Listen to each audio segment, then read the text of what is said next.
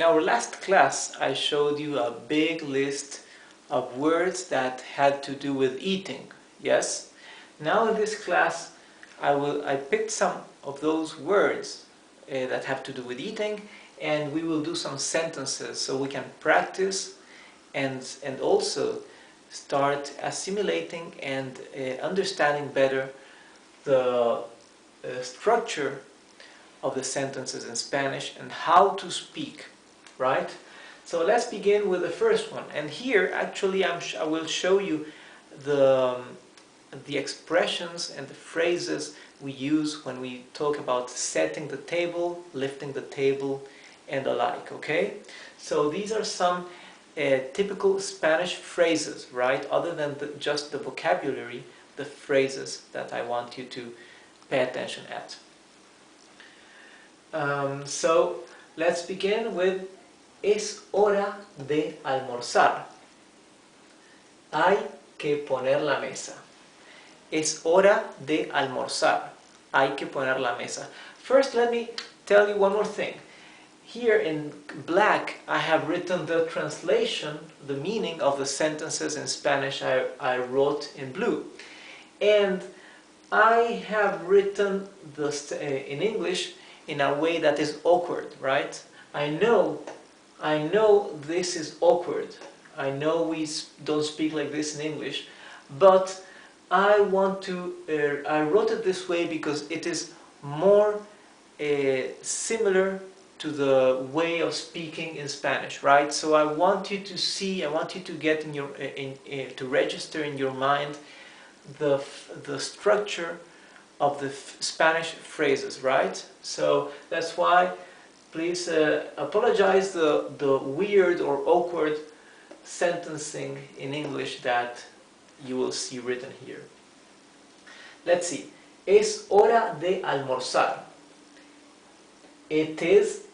So es means it is. Remember that in Spanish the subject pronoun can be and is usually omitted because it is implied in the conjugated verb, okay? So is, right?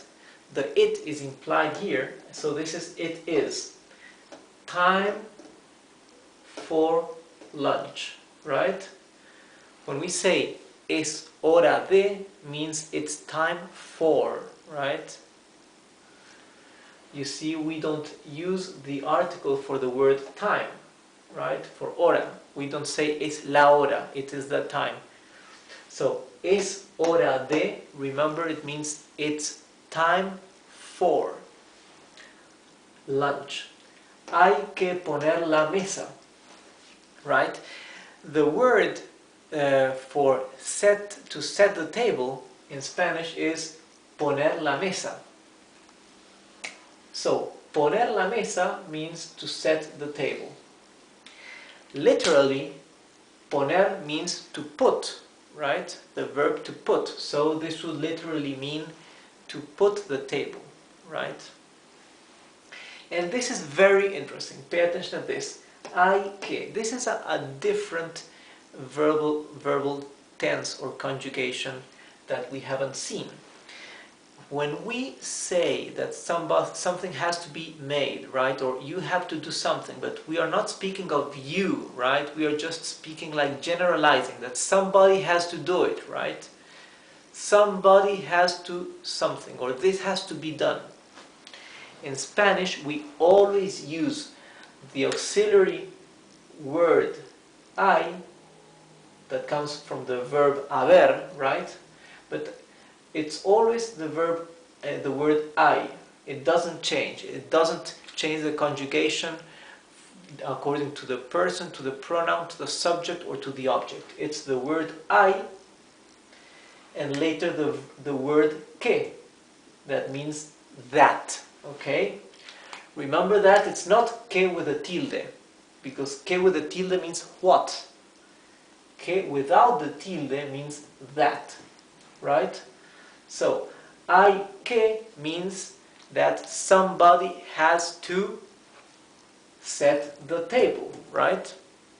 That's why I translated this, the table must be set, right? just for you to understand that here there is not a subject that is mentioned or represented here, right? There is no subject.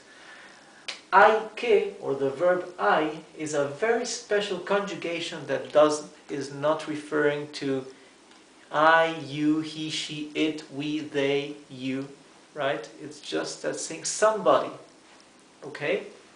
And this is very used in Spanish, so just remember how to use it. Primero hay que colocar el mantel. Primero hay que colocar el mantel. First, we have to put the tablecloth, or first the tablecloth has to be put, or first you have to put the tablecloth, okay? So, hay que is not pointing at anybody in particular. It's just saying that somebody has to do it, or we have to do it, or it has to be done, right? That's why I translated it here as the tablecloth must be placed, okay? This is awkward in English, you don't speak like this, I know, but in Spanish this is how you speak and this is how you say it, okay? Hay que poner la mesa, hay que hacer algo. We have to do something, but it's said something has to be made, okay?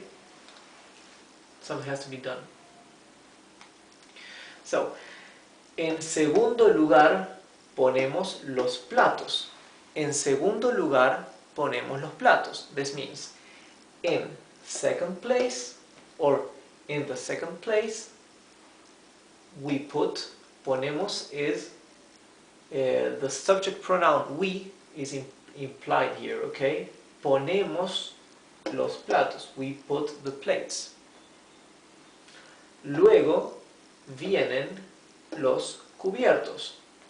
Luego vienen los cubiertos. Later comes the cutlery, okay?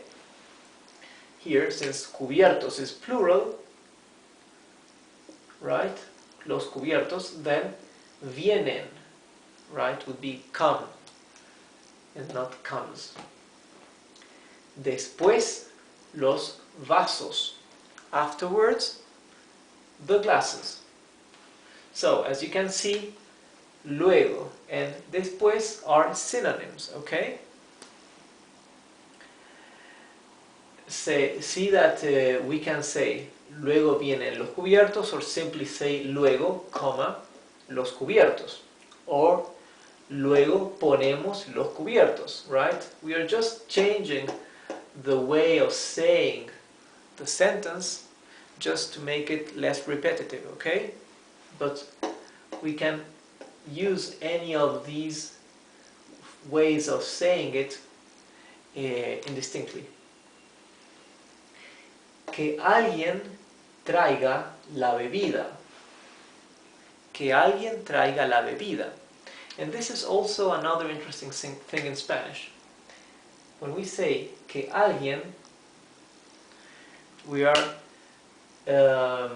also not pointing our finger to anybody in particular, but we are commanding, we are being imperative, we are saying, somebody bring the drink, okay? We always use for that purpose the word que, right? And not necessarily using alguien, right? For example, we can say, que traiga la bebida, right? Let him bring the drink, que traiga la bebida. Or, yeah, he has to bring the drink, que traiga la bebida. So the word que here at the beginning of the sentence is imperative, right? Traigan la comida. This is also imperative, but here what the subject pronoun that is implied is vosotros. Sorry, ustedes. Ustedes and vosotros mean the same thing, right? Are synonyms.